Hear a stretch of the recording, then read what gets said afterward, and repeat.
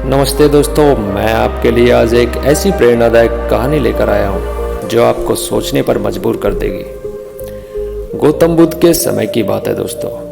कहा जाता है कि बुद्ध ने अपने राजपाट से संन्यास लेने के बाद अनेक क्षेत्रों और देश विदेशों और राज्यों की यात्रा की और इसी प्रकार यात्रा करते हुए वह एक गांव में पहुंचे। जिस गांव में वह पहुंचे वहां उनके पास एक स्त्री आकर बोली, आपको देखकर ऐसा प्रतीत होता है कि जैसे आप किसी राज्य के राजकुमार हैं। क्या मैं जान सकती हूँ कि इस युवावस्था में आपने यह गेरुआ रंग के वस्त्र क्यों धारण किए हुए हैं? गौतम बुद्ध ने उस स्त्री को बड़े ही विनम्रतापूर्वक उत्तर दिया कि मैंने 3 प्रश्नों के जवाब खोजने के लिए यह रंग धारण कर संन्यास लिया है। यह जो शरीर युवा और आकर्षक दिखता है, जल्द ही यह वृद्ध हो जाएगा और फिर यह बीमारी से ग्रस्त हो जाएगा और अंत में यह शरीर एक मृत्यु के मुंह में चला जाएगा। इस प्रकार इस बात में समाहित मुझे 3 प्रश्न, वृद्धावस्था, बीमारी व मृत्यु के कारण का ज्ञान प्राप्त करना है। इस प्रकार उस दिन गौतम बुद्ध से प्रभावित होकर उस स्त्री ने उन्हें अपने घर में भोजन के लिए आमंत्रित किया।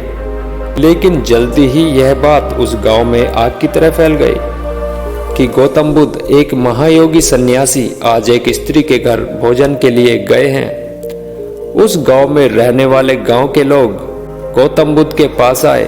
वह उनके पास आकर उन्होंने बुद्ध से आग्रह किया कि वह इस स्त्री के घर भोजन न करे, क्योंकि वह स्त्री सही नहीं है और वह एक चरित्रहीन स्त्री है। जब बुद्ध ने गांव वालों के मुख से यह बात सुनी तो बुद्ध ने गांव के मुखिया को बुलाकर पूछा कि ये जो गांव के लोग कह रहे हैं, क्या यह सत्य है? क्या आप भी ऐसा मानते हैं कि आज मुझे जिस स्त्री ने अपने यहाँ भोजन के लिए आमंत्रित किया है वह एक चरित्रहीन स्त्री है?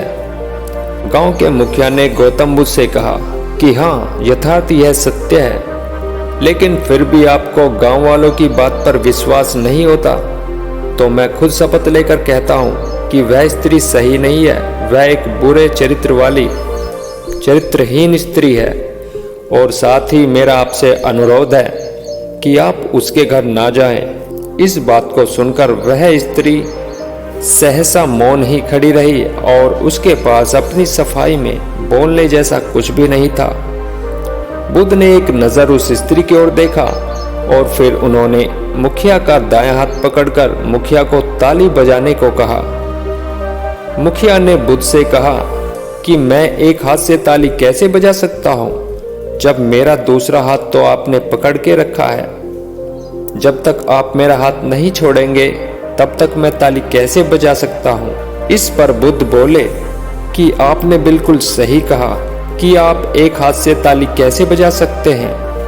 इसी प्रकार आप स्वयं मुझे बताएं कि यह स्त्री स्वयं ही किस प्रकार से चरित्रहीन हो सकती है जब तक इस गांव के पुरुष चरित्रहीन न हो।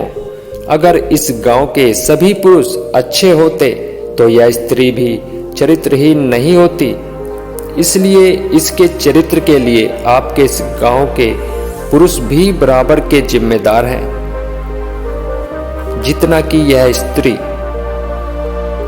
गौतम बुद्ध की इस बात को सुनकर वहां खड़े सभी पुरुषों की आंखें शर्म से झुक गई, क्योंकि यह बिल्कुल सत्य था कि अगर वहां के पुरुष भी सही होते तो वह स्त्री भी वैसी नहीं होती।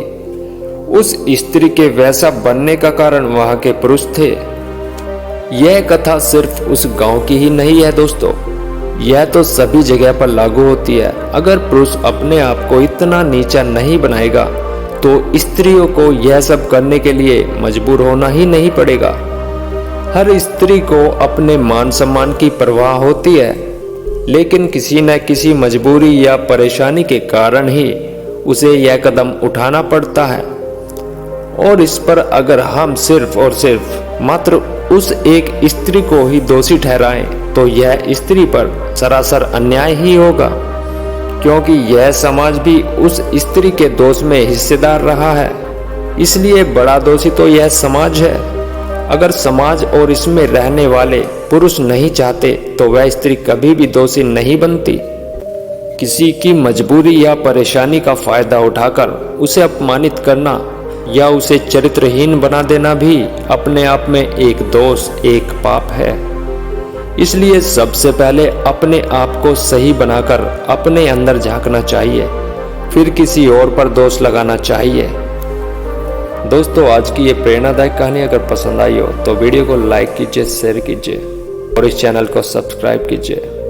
मैं मिलता हूँ आपको एक और नई वीडियो में, तब तक के लिए नमस्कार।